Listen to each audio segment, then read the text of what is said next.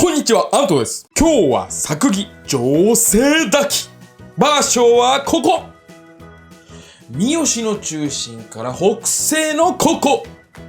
それでは張り切って参りましょう。スタート。はい、あと500メートル。なんかオレンジが先におる。マムシに気をつけろ。いい雰囲気の橋に気をつけろ。変なマスクマンに気をつけろ。水の流れに気をつけろ。あと200メートル。マムシに気をつけろ。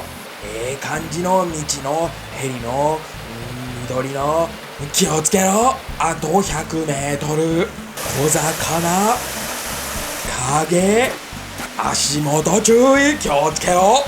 はい、滝女性滝。